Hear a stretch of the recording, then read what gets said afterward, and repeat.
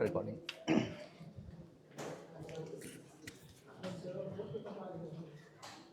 आ गए हैं सब लोग?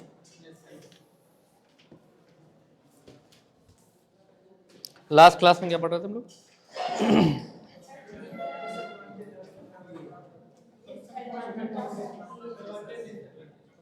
FPA, function point analysis, FPA है ना? ठीक ठीक ठीक।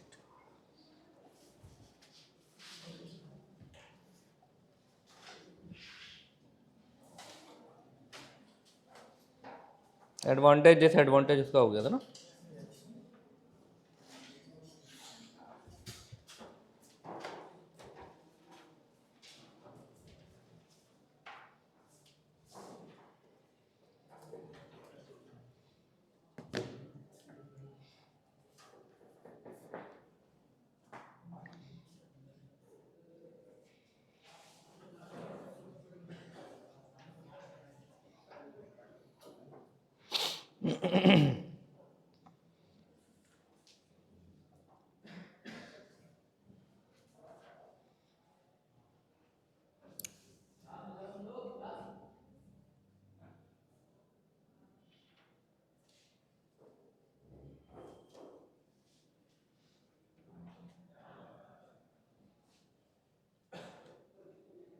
Three four three seven.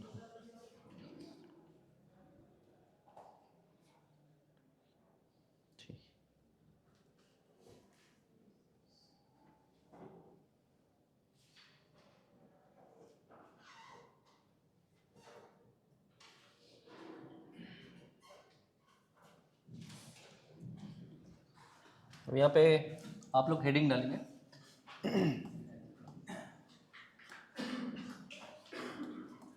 Computing function point,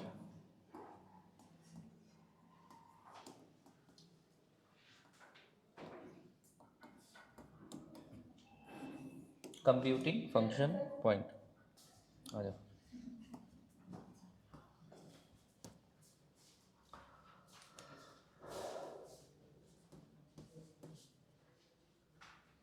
यहाँ पर आपको एक टेबल बनाना है।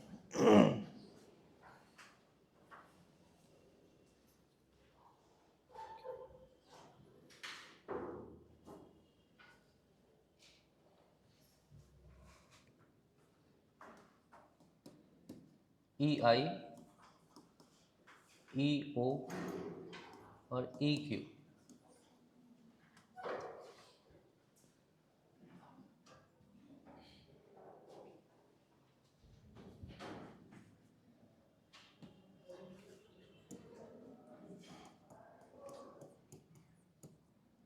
External input,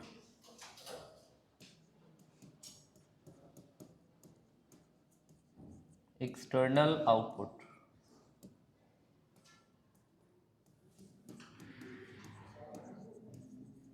external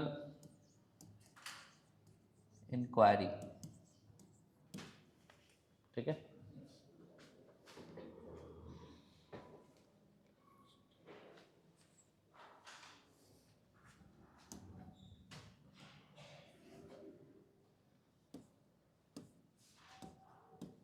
ILF, ELF,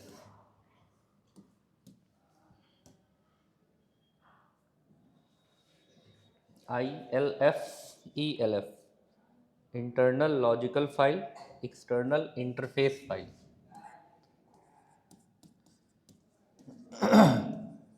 internal logical file,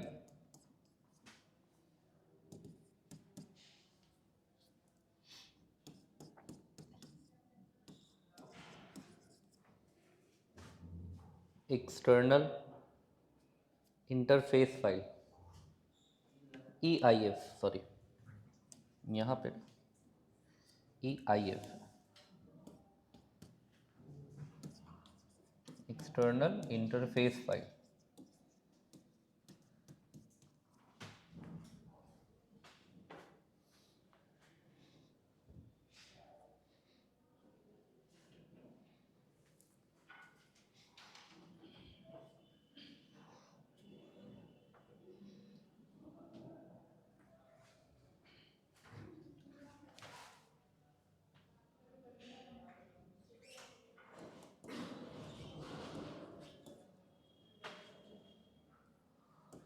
simple average complex. यहाँ पे कुछ नंबर्स लिखेंगे, ये प्री डिफाइंड नंबर्स हैं।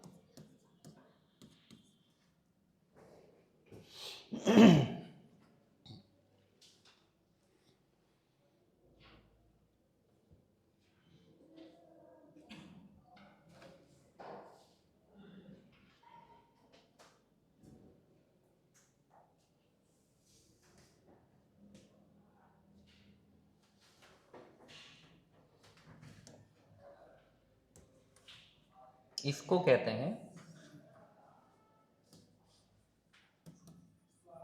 Weight adjustment value. Weight adjustment value.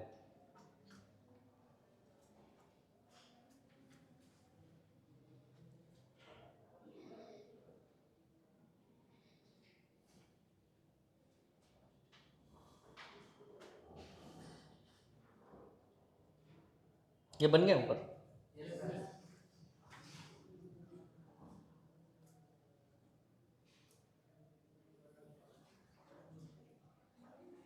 अब यहाँ पे फॉर्मूला लिखेंगे।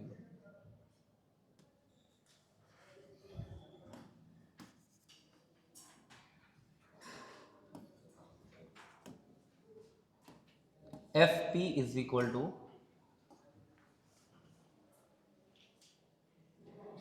You F P into C A F.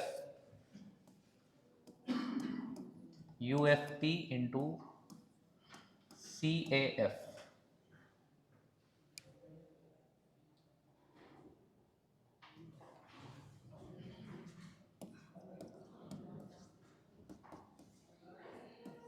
UFP is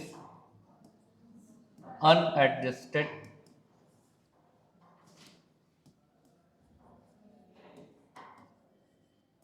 function point.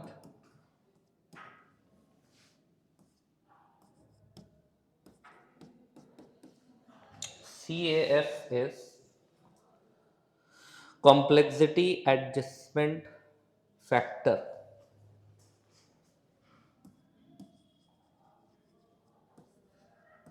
Complexity adjustment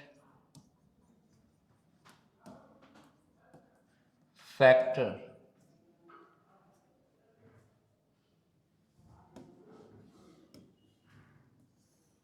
main formula हमारा ये है, ठीक है।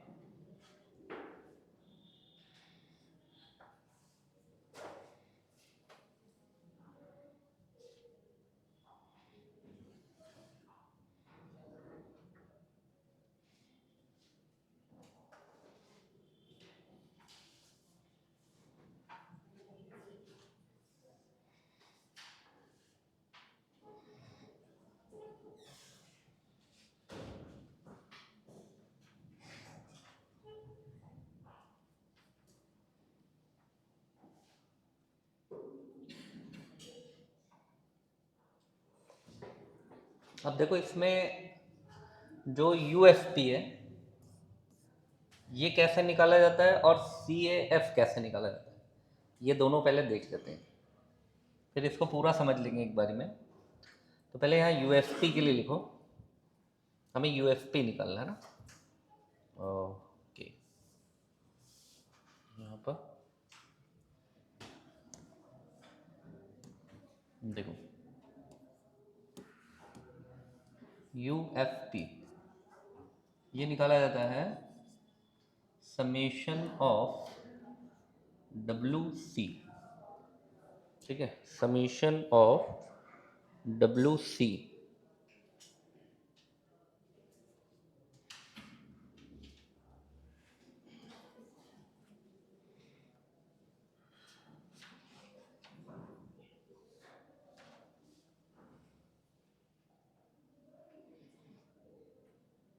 और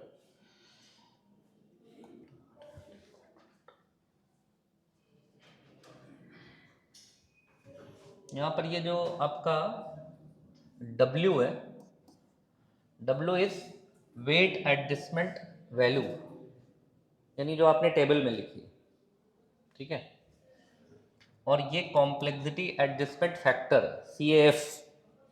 अब इसका मतलब ये है कि एक मिनट, सी हो जाएगा तुम्हारा, हाँ सॉरी सी वो नहीं है, C is something different, C is हाँ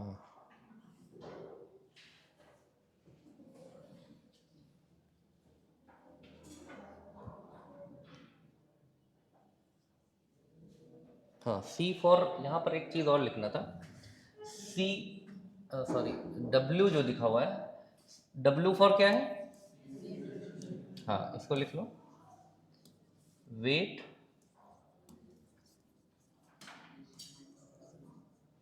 एडजस्टमेंट वैल्यू, ठीक है, इसको मल्टीप्लाई करना है उससे। और यहाँ पे ये जो सी है ये आपका काउंट है, काउंट ऑफ, काउंट ऑफ क्या, देखो कहाँ गया ये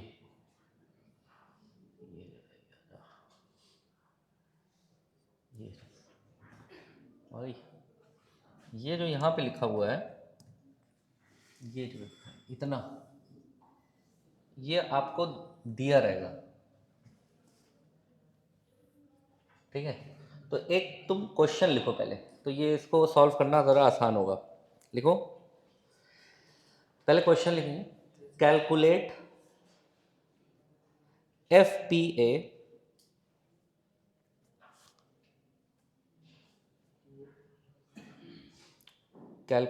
FPA if all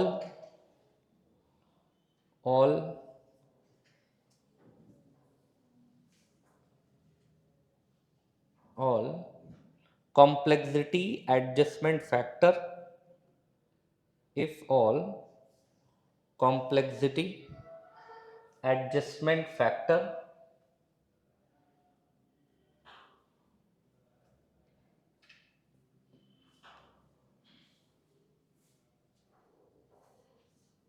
and weight adjustment factor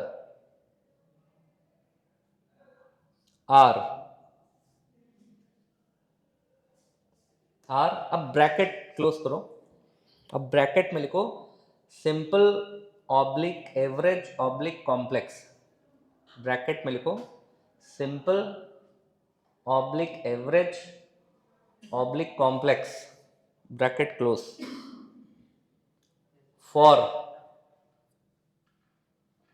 following value, for following value, कह रहा है कि सिंपल एवरेज और कॉम्प्लेक्स, ठीक है, ये आपने ब्रैकेट क्लोज कर दिया, फॉर फॉलोइंग वैल्यू। अब वैल्यूज लिखो, वैल्यू लिखो पहले तुम, वैल्यू लिखो इनपुट की, E I is equal to, EI is equal to 10, EI is equal to 10, भी लिखते हैं यहाँ पर, EI इज इक्वल टू 10, ठीक है, ये इनपुट हो गया। आउटपुट, आउटपुट मिलता है E O is equal to 30।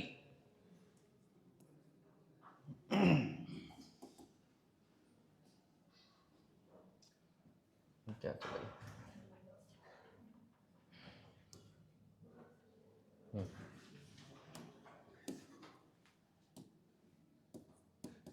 E O is equal to 30, ठीक है। और लिखो इंक्वायरी में E Q is equal to 50। E Q is equal to 50,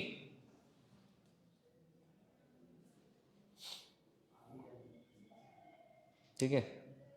interface E आई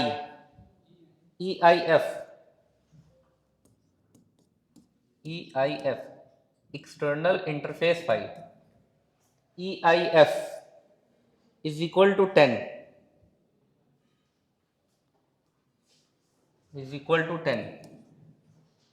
और ELF लॉजिकल फाइल है, सॉरी, हाँ इन ILF ये यहाँ पे ना ILF इंटरनल लॉजिकल फाइल, इसकी वैल्यू लिखो 20।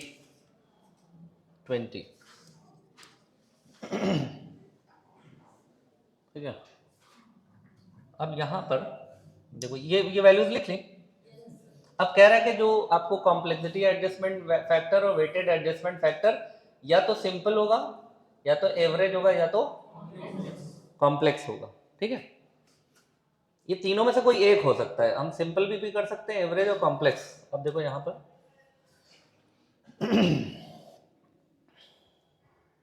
यहां पर दिया हुआ है ये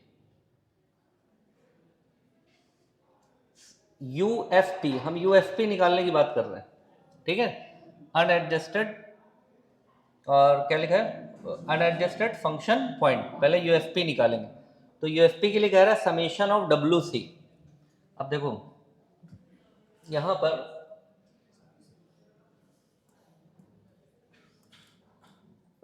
समेशन ऑफ WC, ठीक है। और अब यहां पर हमने क्या बताया कि W क्या है, वेट एडजस्टमेंट फैक्टर, जो वो टेबल में लिखे हुए हैं, और C फॉर काउंट, ठीक है, हाँ काउंट ऑफ। तो ये जो काउंट ऑफ है वो ये है, ये वैल्यूज जो दी हुई है ये हमारी C, ठीक है। यानी कि इसको ऐसा लिखेंगे, देखो अब अगर इसमें से कोई एक मान ले सिंपल, तो पहली वाली लाइन में क्या वैल्यू लिखा हुआ है देखो, यानी कि इसमें हम ऐसा करेंगे, देखो ये जो EI है ये ऐसे होगा, EI is equal to simple plus, ठीक है।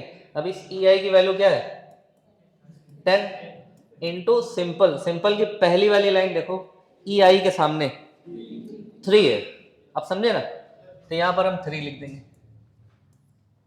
प्लस, अब दूसरा क्या है EO 30 इंटू क्या होगा 4 प्लस EQ 50 इंटू क्या 3, सॉरी 6 लिख दिया मैंने, 3 प्लस EIF का देखो क्या है 5, वेरी गुड, प्लस 20 इंटू 7, ठीक है। इसको कैलकुलेट करो, पूरा कैलकुलेट कर लिया, ये कितना हुआ 120, 5 3 15 150 और 50 और 140, सारा कैलकुलेट करके कितना आएगा, 0 आ गया, 5 4 9 5 14 बस 16, 16 3 19, 1 1 2 और 1 3 1 4, यही आ रहा है 490।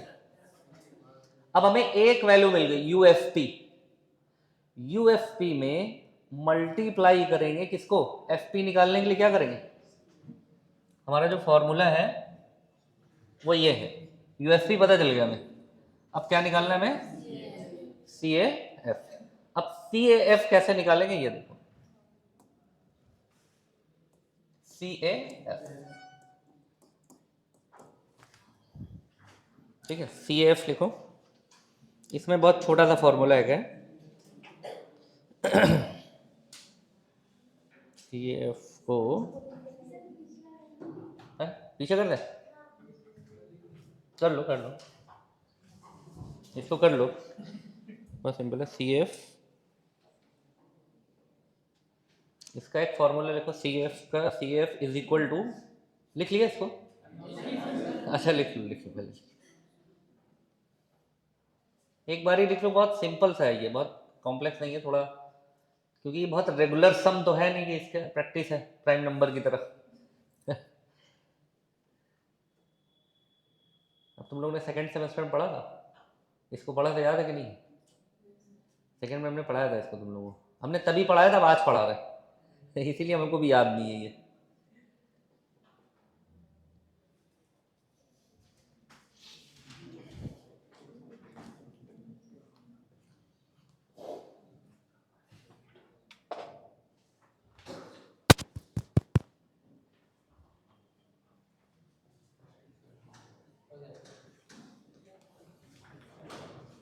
हो गया तुम लोग, हो गया? अब इसका एक छोटा सा एक वो है, फॉर्मूला है, 0.65, 0.65 प्लस 0.65 प्लस 0.01,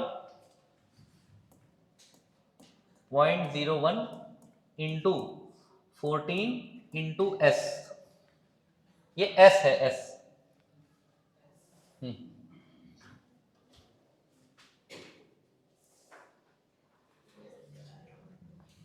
यहां पे S is equal to significance of software, और ये जो 14 है ये क्या है? Pre defined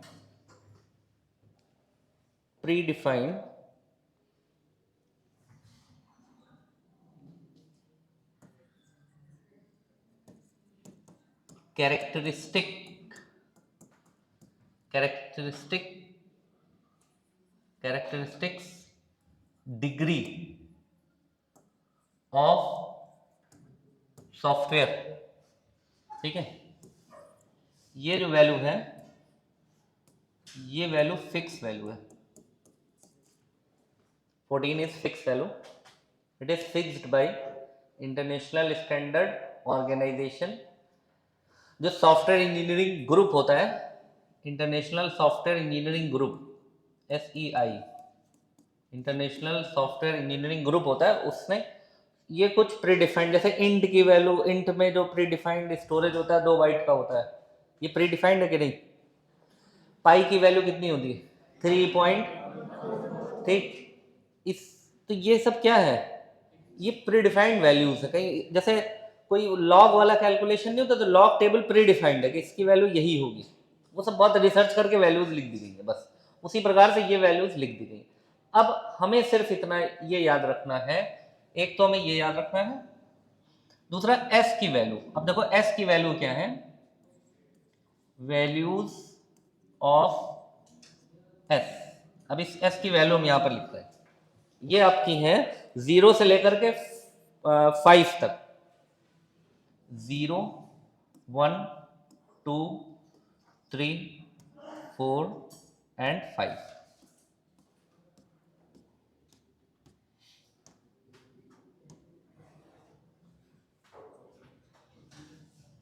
0 means not present और नॉन इन्फ्लुएंस, नॉट प्रेजेंट और non influence. 1 is insignificant,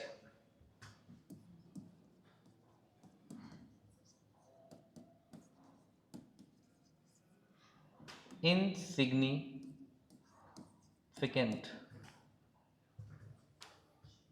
2 is moderate.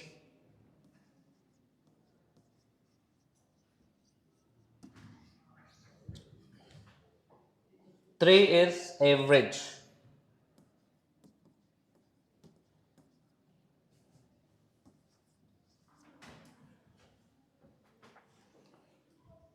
4 is significant.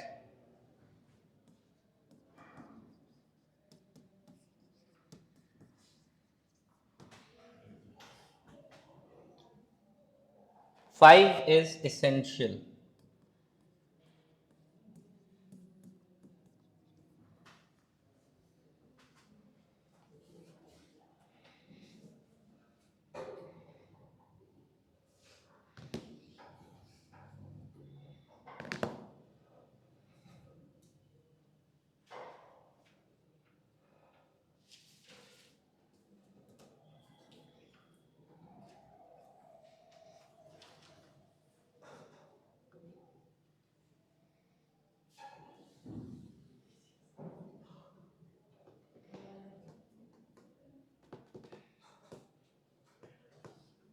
ठीक है।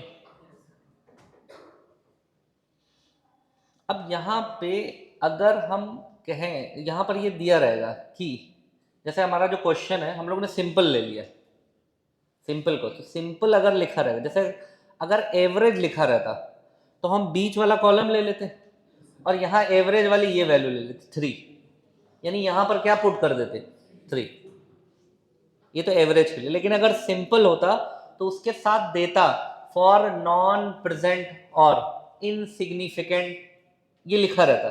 जैसे मान लो एक सिंपल के लिए क्वेश्चन यही वाला, ऐसे लिखो, इसको लिखो कैलकुलेट एफपीए इफ, एक क्वेश्चन लिखो तो समझ में आ जाएगा। Calculate FPA if complexity adjustment factor and complexity adjustment factor and weighted adjustment factor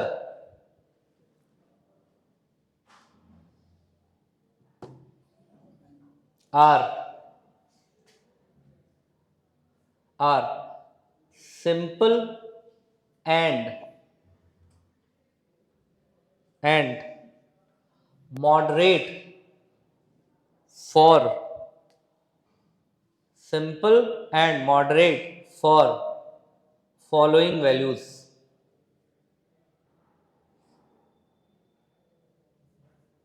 ठीक है, अब हम वैल्यूज वही रहने दे रहे हैं।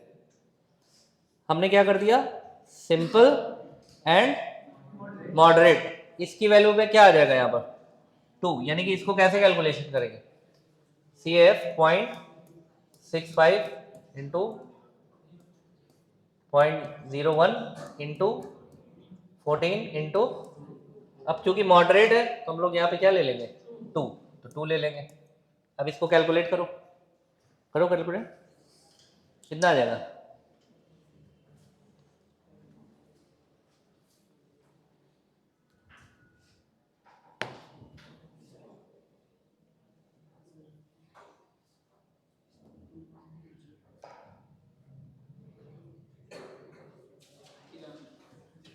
देखो यहाँ पर तो तुम्हारा आ जाएगा,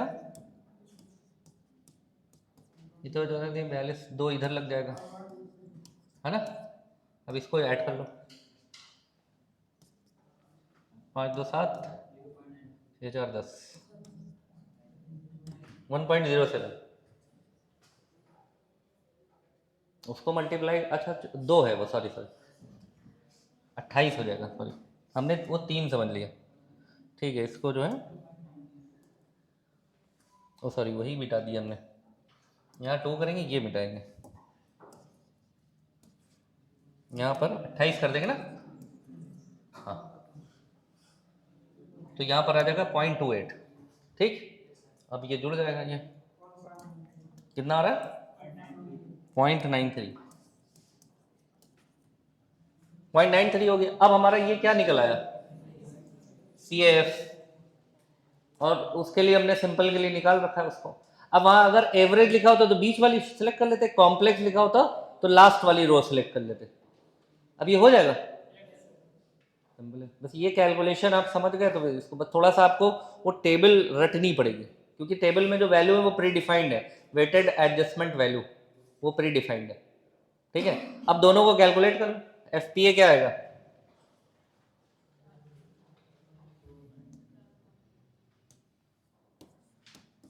अब F P A is equal to क्या है, U F A into O plus C F, और सी ए ये कितना आया था 490 और प्लस ऐड करो कितना आएगा,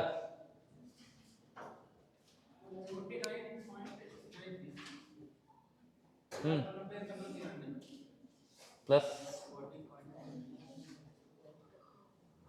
इसी को सेम तो लिखना है यार, अच्छा मल्टीप्लाई है क्या, सॉरी सॉरी, मल्टीप्लाई कर दो, हम लोग मल्टीप्लाई कर देते हैं इसमें, ये मल्टीप्लाइड बाई 0.93 455.7,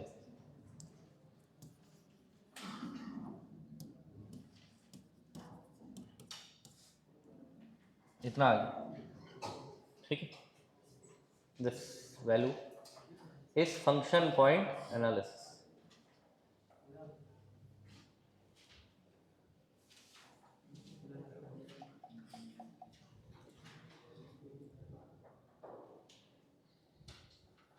इसमें number of input, number of output, number of logical file, internal file वो दिया रहेगा, और आप सिंपल एवरेज और कॉम्प्लेक्स का ये भी प्री डिफाइंड है, और जो एस है एस की वैल्यू 0 से 5 तक है। ठीक है, तो साथ में आपका दिया रहेगा कि आप इसको कैलकुलेट करिए, अगर वो सिग्निफिकेंट है और कॉम्प्लेक्स है तो कॉम्प्लेक्स में थर्ड वाला और सिग्निफिकेंट में आपका आ जाएगा नंबर 4। क्लियर है, ऐसे कैलकुलेट कर लेंगे आप, हो गया। अब लिखो project estimation models, project estimation model.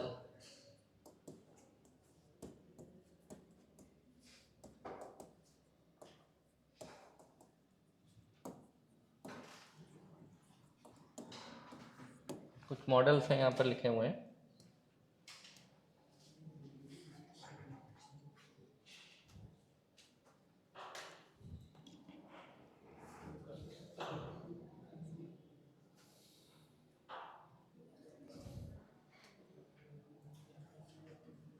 लिखो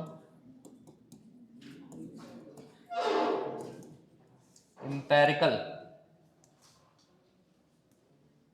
इंपेरिकल,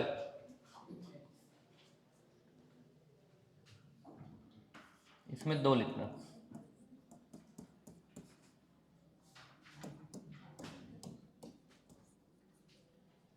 एक्सपर्ट जजमेंट,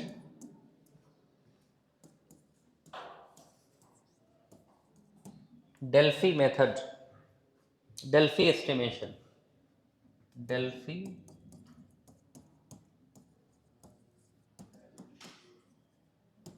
एस्टिमेशन।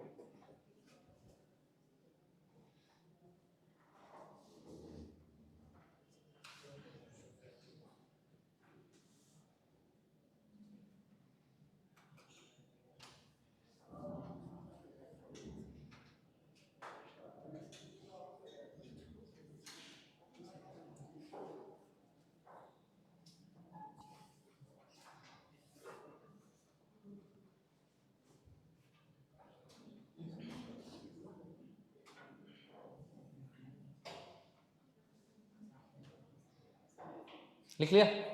अब देखो यहाँ पर ये कह रहे हैं एस्टिमेशन करना है, तो एम्पेरिकल मॉडल है, उसमें दो है, एक्सपर्ट जजमेंट और डेल्फी एस्टिमेशन।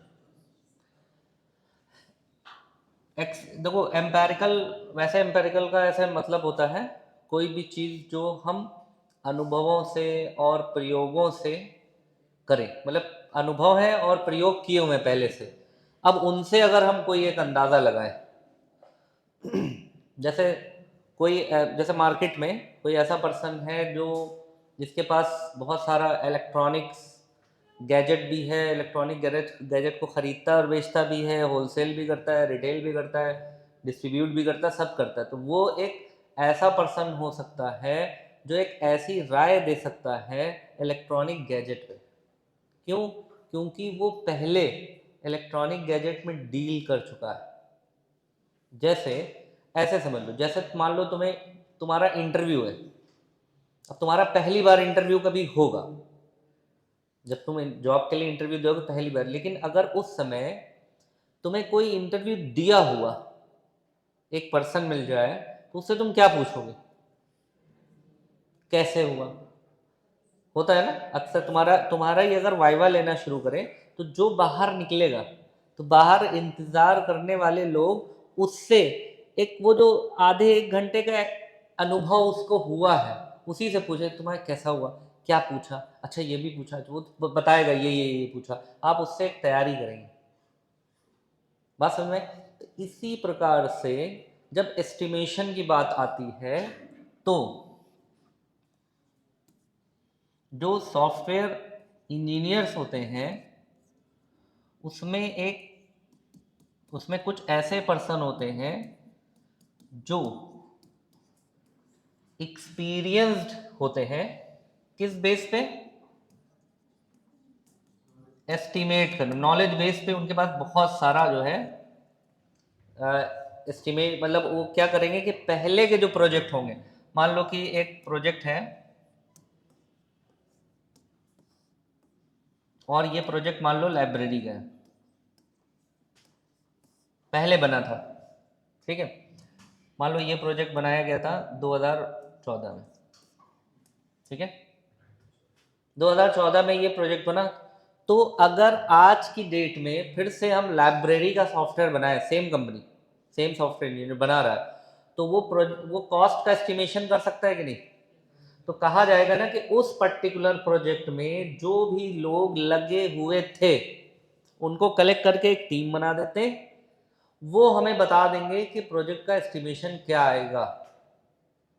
कहीं पर तुमने एक ज़मीन ली और तुम घर बनाने जा रहे हो, आसपास देखोगे कि यहाँ पे कुछ नए नए घर बने हैं जो हमसे पहले बने, 2 महीने पहले, 4 महीने पहले, 1 साल पहले, उनसे पूछिए क्या लागत में बना है आपका, आपका 2 मंजिला है कितने में बना, आपका 1 मंजिल बना है कितने में बना, आपका घर का डिज़ाइन बहुत अच्छा है आपने कैसे बना। तो वहाँ पे जो उसका घर में तो बहुत सारे मेंबर होंगे, हो सकता है कोई ये कहे भैया जो मेन है वो है नहीं यहाँ पर, हम लोग नहीं बता पाएंगे, हम लोग तो बस रहने आ गए, हम लोग घर वाले हैं, घर में रहते थे, यहाँ जो बनाते थे वो लोग यहाँ है नहीं, अभी ड्यूटी भी गए, जॉब पे गए, शाम को आप आइएगा तो बात हो जाएगी। तब उनसे बैठ के बात, यानी कि अनुभव होगा तभी बात होगी, कि घर का बच्चा भी निकले वो बता देगा हाँ इसमें 25 लाख रुपए लगे। क्या लगे थे? क्या बेटा तुमसे नहीं तो जाओ पापा बुलाओ मम्मी बुलाओ, तो बच्चा बता देगा, अनएक्सपीरियंस है ना, वो नहीं बताएगा। इसी प्रकार से एक्सपीरियंस पर्सन ही, तो इंपेरिकल का मतलब ही होता है कि ऑन द बेसिस ऑफ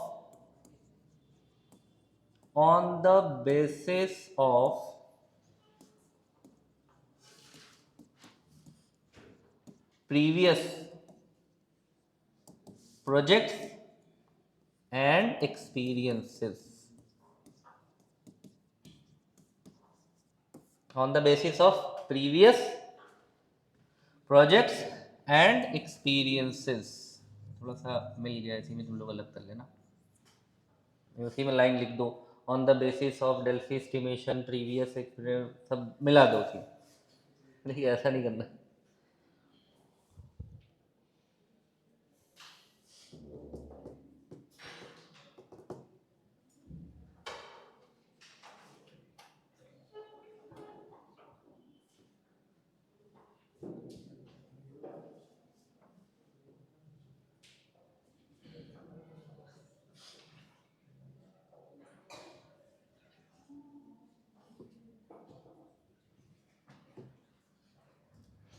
अच्छा, इसमें होगा क्या कि अब ये on the basis of previous project, इसमें एक्सपर्ट जजमेंट, ये देखो दो है इसमें, एक कौन सा है एक्सपर्ट जजमेंट, एक है Delphi estimation.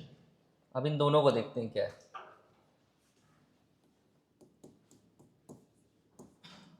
Expert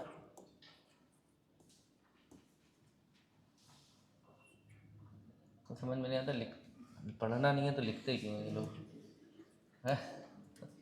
judgement, expert judgement, इसमें क्या होगा कि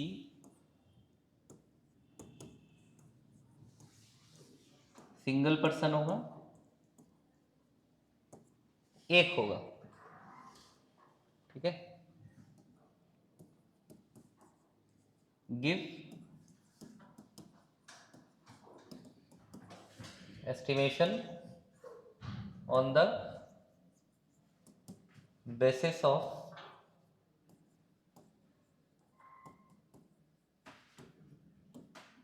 previous knowledge। अच्छा, नॉलेज को अगर ये लोग ऐसे लिख देते कितना आसान रहता ना, जबरदस्ती ये वो करके फालतू की बात, कितना अच्छा लगता है ऐसे। नॉलेज हो गया, याद करने में भी ऐसा नॉलेज है ना उसको याद तुम कर नहीं पाओ, दुनिया भर का ये लोग टेक्निक बना के याद करते हैं इसको। ठीक है, give estimation on the basis of previous knowledge, यानी इसमें क्या होगा,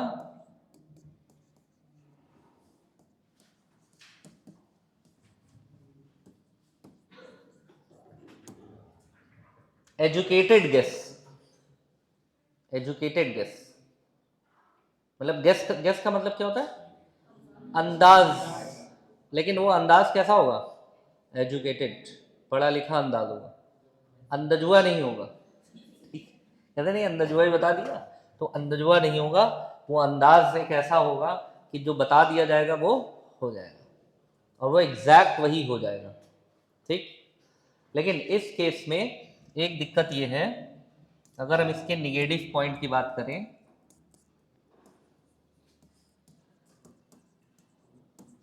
फिर ऐसे लोगों को क्या हो जाता है,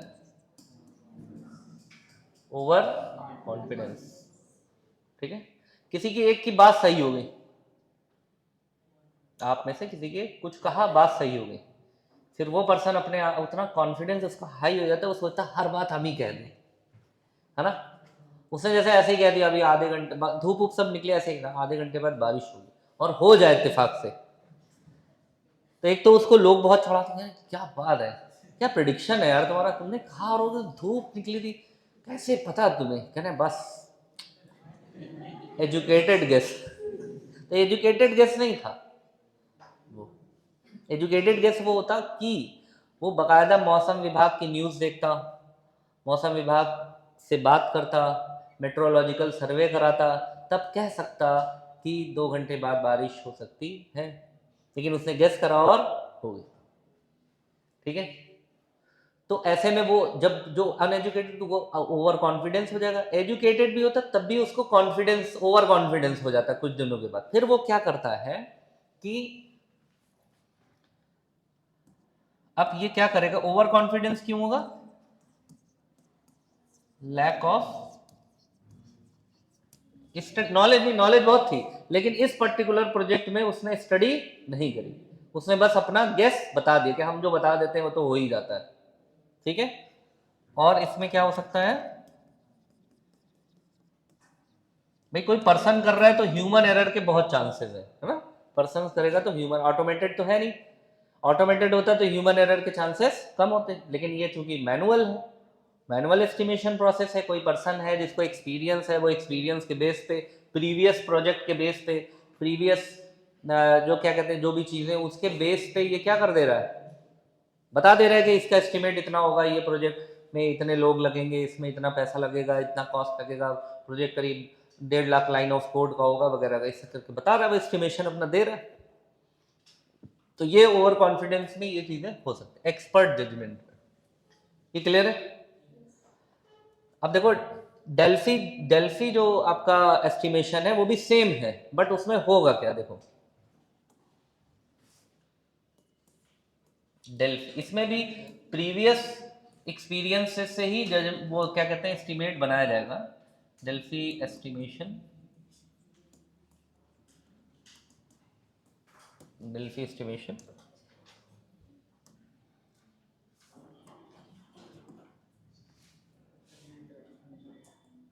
अब इसमें क्या करेंगे, देखो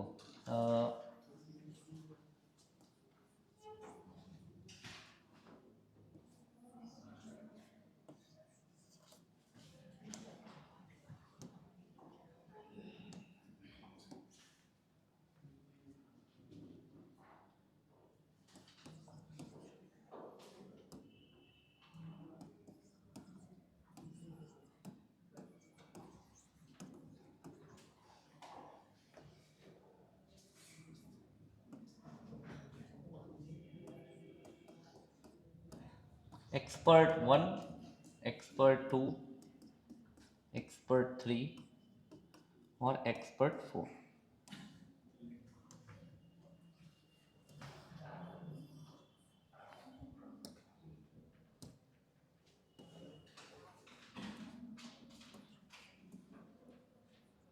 prepare report,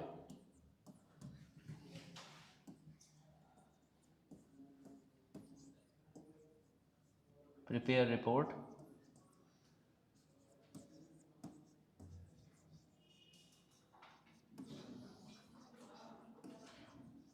prepare report, prepare report.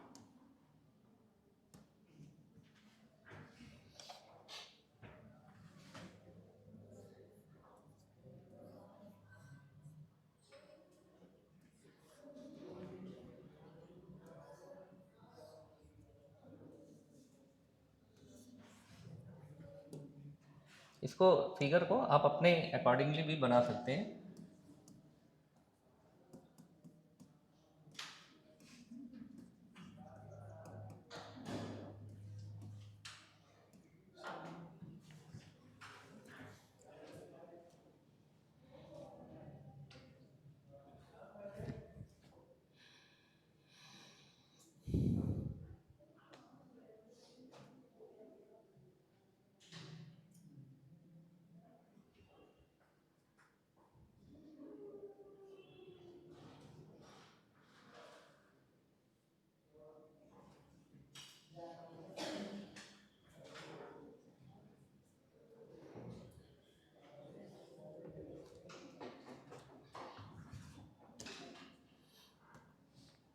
हो गया।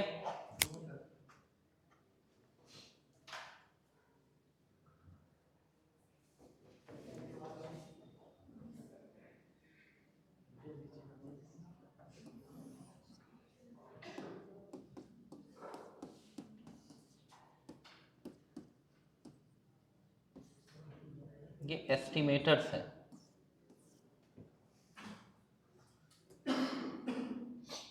एस्टिमेटर्स यानी कि एक्सपर्ट 1, एक्सपर्ट 2, एक्सपर्ट 3, एक्सपर्ट 4।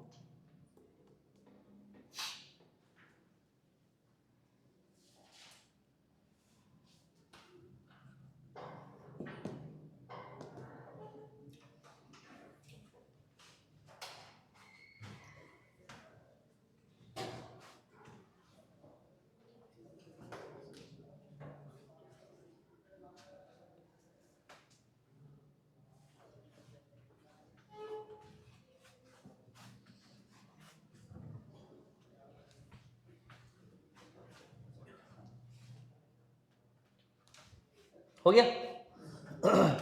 इसमें क्या है कि मल्टीपल एक्सपर्ट को असाइन कर लिया जाएगा, अलग अलग एक्सपर्ट होंगे and they don't know, that means all expert they don't know about each other. इनको एक दूसरे के बारे में नहीं पता है कि हमें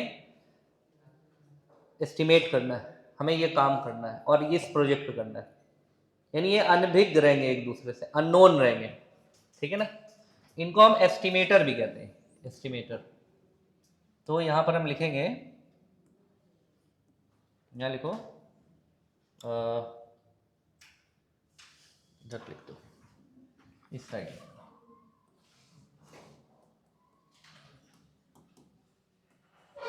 एस्टिमेटर कैन नॉट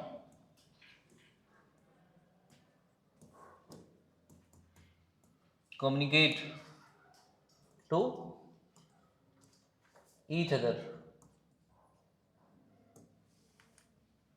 ठीक है।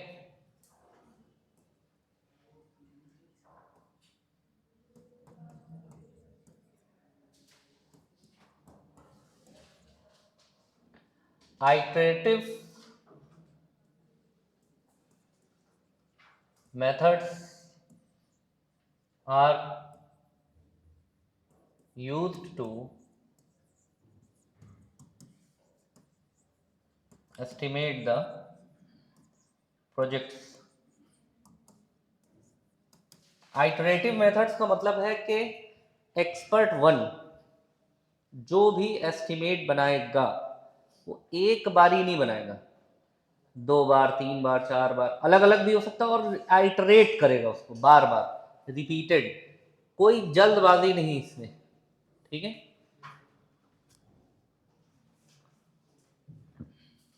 मतलब यहां पर आप ये कह लीजिए,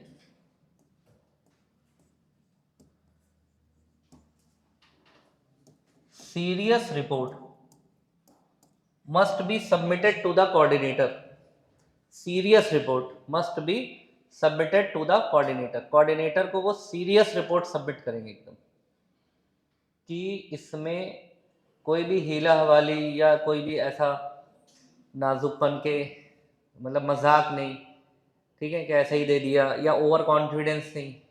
और जितने भी एक्सपर्ट होंगे, ये डिपेंड करेगा प्रोजेक्ट कितना बड़ा है। जितना बड़ा प्रोजेक्ट होगा एस्टिमेशन बहुत ज़्यादा होगा, तो कोई एक हो सकता है एस्टिमेट बहुत अच्छा ना बता पाए, then N number of estimator can be appointed and they do the estimation separately, अलग अलग अलग, इनको पता भी नहीं होगा कि ये एस्टिमेट कर रहे हैं।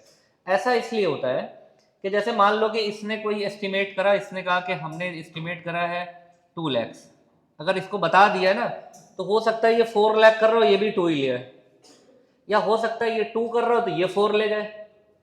देखा देखी होता है ना, जैसे बच्चे नहीं होते, एक किसी ने एक टॉफी मांगी तो दूसरे वाले ने 2 मांगी, तो पहला वाला कहेगा हमें भी 2 चाहिए। या एक को टॉफी दे दी, एक को आइसक्रीम दे दी, तो टॉफी वाला कहा हमें आइसक्रीम चाहिए, ये लो टॉफी पकड़ो, फेंक दी टॉफी। तो अगर बच्चों को अलग अलग ले जाओ और अलग अलग ले जा करके उनको क्या चाहिए, तो वो जो भी उनके मन में हो वो बता देंगे, ये चाहिए ले जाओ, चलो फिर दूसरा हो। लेकिन सबको एक साथ अगर बटोर लिया आपने, ठीक है, तब फिर आपको बड़ी दिक्कत आने वाली है ना। थोड़े थोड़े बच्चे जल्दी से अपने मूड क्या करते हैं, फौरन चेंज कर लेते हैं। उनको कोई तुम बहुत नया खिलौना ले जा करके दे दो, बिल्कुल नया टॉय, उससे बड़ा टॉय अगर तुमने किसी और को दे दिया तो वो वाला टॉय तोड़ देंगे वो फौरन, कहेंगे ये हमें नहीं चाहिए, ठीक। तो सीरियस रिपोर्ट होगी और they can not communicate to each other, और रिपीटेड ये जो प्रोसेस है इनका एस्टिमेशन, ये क्या होगा, रिपीटेड आइटरेटिव। तो this model that means Delphi, ये पीएच आ गया इनका, गायब हो गया अपने आप। द डेल्फी है, this Delphi estimation reduce the disadvantage of expert judgement, इससे पहले वाला, ठीक है ना। यहां पे लिख लो, this model can remove, remove की जगह लिख दो, और कोई वर्ड बताओ रिमूव की जगह, रिड्यूस कर दे क्या ना, दिस मॉडल कैन रिड्यूस, कम कर देगा उसको, reduce the disadvantage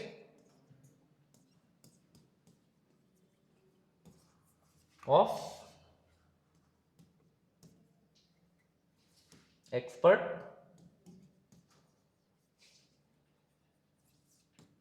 judgement model, ठीक है।